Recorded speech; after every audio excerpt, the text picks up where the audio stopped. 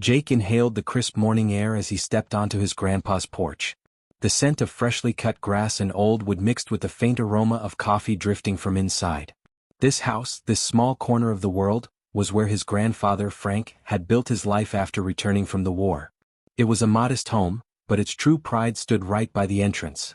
A sturdy flagpole where an American flag swayed gently in the early breeze. That flag wasn't just fabric and color. It was history. Grandpa Frank had carried it through his service, folded and tucked into his pack, through battlefields and foreign lands. It had been with him during the best and worst days of his life. Even now, at 78, his hands remained steady whenever he adjusted it, treating it with the reverence it deserved. Jake smiled as he watched his grandfather step out onto the porch, squinting up at the flag with that quiet pride he always had. But the moment was shattered by the sound of approaching footsteps on the pavement, deliberate, entitled. Karen. The name alone was enough to make Jake's jaw clench.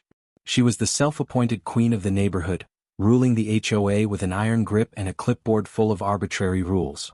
She had an unnerving way of making herself the center of every issue, and when she set her sights on something, she wouldn't stop until she got her way. Today her sights were set on Frank's flag. Behind her, 2 HOA board members trailed like well-trained lapdogs, their expressions a mix of forced neutrality and quiet discomfort. Karen's lips curled in a tight, disapproving line as she stopped at the foot of the porch. "This," she said, pointing at the flag like it was a crime scene, "is a violation of HOA regulations." Frank, who had been in the process of lowering himself into his rocking chair, froze. He turned his head slowly, eyes narrowing as if he couldn't believe he'd just heard what he had. Jake stepped forward, his voice calm but firm. "It's a flag, Karen. Not an eyesore." Karen's carefully painted brows arched. "It's an unapproved decoration. According to the updated guidelines, all exterior displays must be sanctioned by the HOA." Jake scoffed. "Since when?" Karen smiled, the kind of smile that didn't reach her eyes. "Since last month. It was in the newsletter." Frank exhaled through his nose, shaking his head. "I don't recall voting on that." "You didn't," Karen said smoothly. "The board made the decision on behalf of the community." Jake could feel his grandfather's fingers tighten around the armrest of his chair. The muscles in his jaw tensed, but his voice remained steady. "That flag has been here for 20 years. And it's time for a change," Karen said, tilting her head with faux sympathy. "The neighborhood is evolving and we want to maintain a uniform aesthetic." Jake's fists clenched. "It's a veteran's flag, Karen. You know that, right?" Karen's expression didn't waver. If anything, the way she smiled made it worse. "I understand, but rules are rules. If I make an exception for you, I'd have to make an exception for everyone. And we wouldn't want people using that as an excuse to clutter their yards, would we?" Without waiting for a response, she turned to one of her lackeys and gave a sharp nod. Before Jake could react, the man stepped onto the lawn, reached up and ripped the flag down. The world seemed to snap into silence. Frank shot up from his chair, a fire in his eyes that hadn't burned in years. "Put that down." But Karen only folded her arms, watching with satisfaction as the flag was handed to her. She held it loosely, like it was nothing more than a piece of old cloth. "You can have it back once you comply with regulations." Jake took a step forward, rage flooding his veins, but Frank placed a hand on his arm. His voice was quiet, measured, but carrying the weight of decades of discipline. "Give it back." Karen sighed, shaking her head. "I'll be holding on to it for now. If you refuse to follow HOA rules, I'll be forced to issue a fine." Jake couldn't take it anymore. "You're actually stealing a veteran's flag right now, Karen? Do you even hear yourself?" Karen waved a dismissive hand. "I don't expect you to understand the importance of maintaining order, Jake.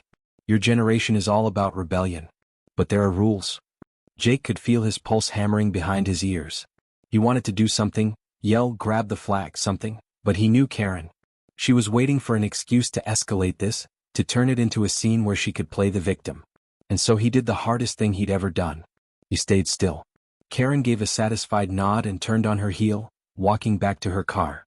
She tossed the flag onto the passenger seat as if it were trash before slipping into the driver's seat. Frank hadn't moved. His hands were clenched at his sides, his posture rigid. The fight had left his expression, replaced with something quieter. Something heavier. Jake exhaled, forcing himself to unclench his fists. "We'll get it back," he murmured. Frank didn't respond for a long moment. And then, finally, he sat back down, eyes fixed on the now empty flagpole. Jake had never seen his grandfather defeated before. And that was when he knew, this wasn't over. Jake couldn't let it go. Not the way his grandfather had just sunk into that chair, shoulders slumped, the fight drained from his body. Not the way Karen had smirked as she'd driven off, the flag, Frank's flag, carelessly tossed beside her. It burned in Jake's gut, a slow, simmering fury that only grew as the day stretched on. That night, long after his grandfather had gone to bed, Jake sat in the dim glow of his laptop screen, scrolling through the HOA bylaws. He wasn't looking for hope. He wasn't naive enough to expect that Karen had made a mistake. No, he was looking for the crack in the armor. The weakness. The one thing she hadn't considered. He read for hours, his eyes flicking over clauses, subsections, footnotes. It was a tangled mess of legal jargon and bureaucratic nonsense, designed to keep people compliant and exhausted. But then, buried deep in the fine print, he found something. A loophole. The flag wasn't technically a decoration. The regulations Karen had cited applied to aesthetic modifications, lawn ornaments, string lights, seasonal displays. But federal law protected the right to fly the American flag on residential property. HOA rules couldn't override that. Jake's lips curled into a slow smile. The next morning he started making calls. Most of the neighbors hated Karen, but few dared to cross her. He could hear the reluctance in their voices, the hesitation. They knew she was corrupt, but she held too much power, threatening fines, citations, even legal action against anyone who challenged her. Still, not everyone was afraid. Mrs. Alvarez, who had lived in the neighborhood for 30 years, recounted how Karen had once forced an elderly couple to repaint their house 3 different times because she claimed the shades were too aggressive. The O'Connors had been threatened with a lien on their home after refusing to pay a ridiculous fine for excessive holiday decorations. The more people Jake spoke to, the clearer the pattern became. Karen wasn't just enforcing rules, she was making them up as she went, using the HOA as her personal kingdom. And Jake was about to burn it to the ground. But the real break came when he least expected it. He was at a local diner, flipping through the HOA handbook for the 10th time, when a deep voice interrupted his thoughts. "Still fighting the good fight, huh?" Jake looked up and froze. Mayor Tom Harrison. The man was a legend, a former Marine, a no-nonsense leader who had dedicated his career to serving the people. He wasn't just respected, he was loved. And more importantly, he was Frank's old war buddy. Jake had only met him a few times growing up, but the moment their eyes met, there was an understanding.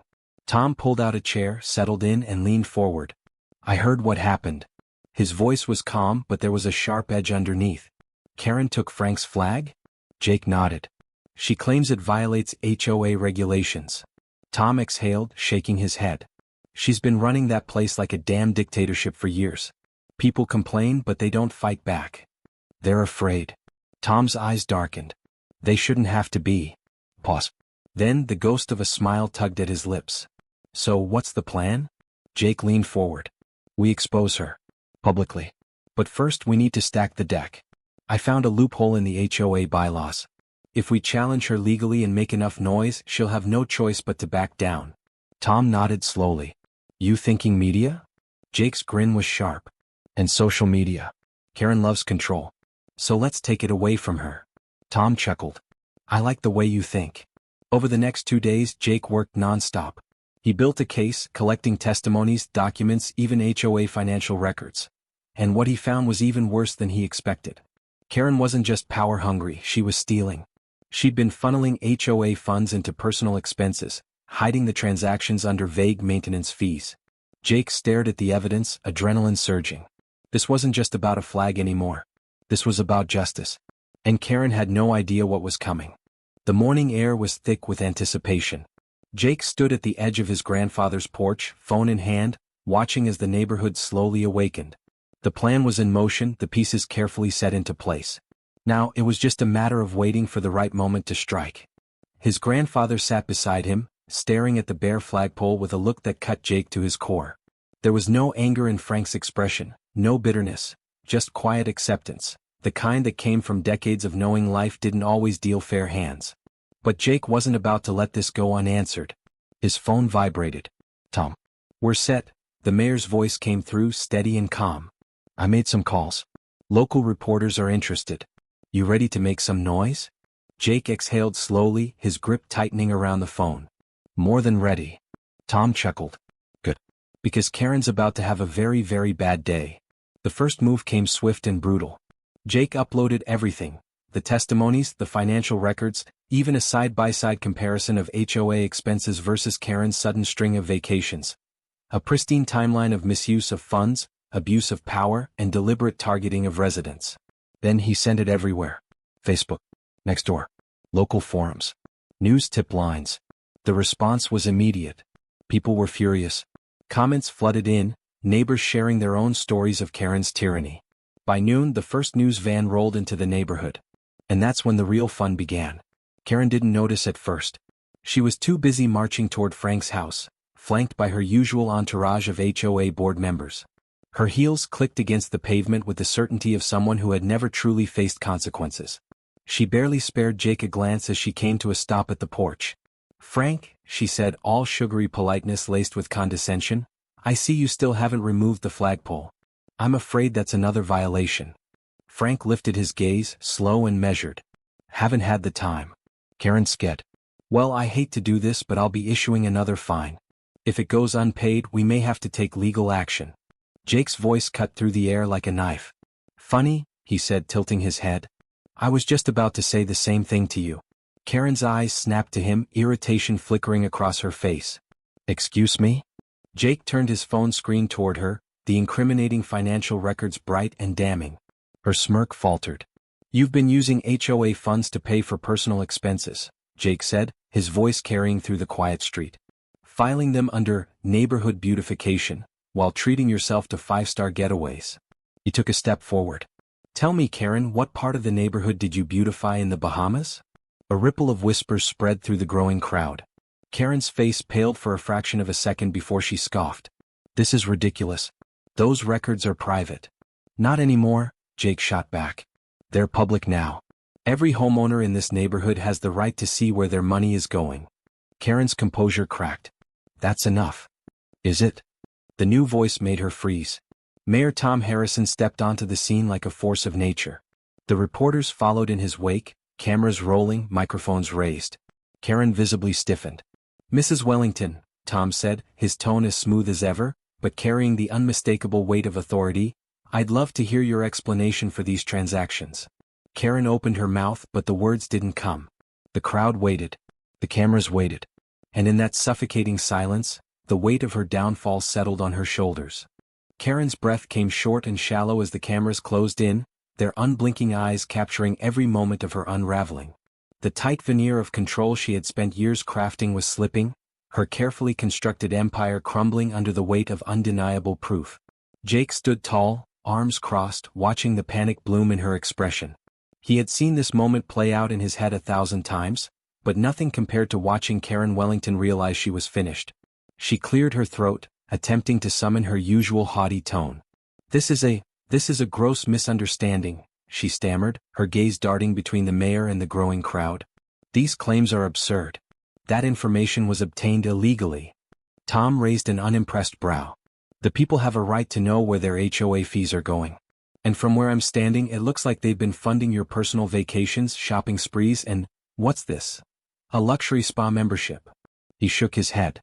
"Not exactly neighborhood beautification, wouldn't you say?" Murmurs of outrage spread like wildfire. Neighbors who had once cowered under Karen's rule found their voices. "She fined me for having the wrong shade of blue on my shutters, but she was spending our money on herself?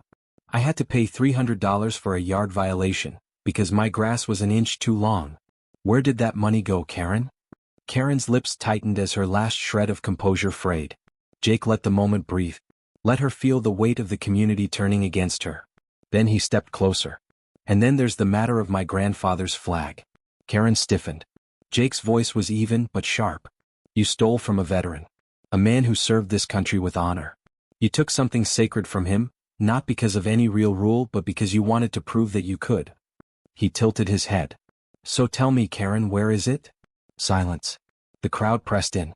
Eyes bore into her, unrelenting. Finally, her shoulders sagged in defeat. "It's in my office," she muttered. Jake felt the satisfaction ripple through him. But he wasn't done. "Go get it." Karen's head snapped up. "What?" Jake gestured toward her pristine HOA-funded SUV. "Go get the flag. Now. And bring it back yourself." Karen's mouth opened, but no excuses came. She looked at the mayor, at the cameras, at the neighbors who had once been too afraid to challenge her. She had no allies left. Without another word, she turned and stalked toward her car, each click of her heels against the pavement an echo of her defeat. The neighborhood watched as she drove away, and when she returned, the crowd had doubled. In her hands she clutched the neatly folded flag. Frank's flag. She hesitated, as if hoping she could simply hand it off and retreat. Jake shook his head. "Give it to him yourself." Karen flinched, as if the thought physically pained her. But she had no choice. Slowly she stepped onto the porch and faced Frank, who had risen from his chair. His face was unreadable, but his eyes, his eyes carried the weight of every sacrifice he had ever made, every battle he had ever fought, Karen swallowed hard and extended the flag toward him. "Here," she muttered. Frank held her gaze for a long, agonizing moment. Then, with deliberate patience, he reached out and took back what was his. A single nod. No words. Just the quiet, undeniable triumph of a man who had faced greater enemies and emerged unbroken. The crowd erupted into cheers. And Karen Wellington, stripped of her power, turned and walked away, knowing she would never rule this neighborhood again.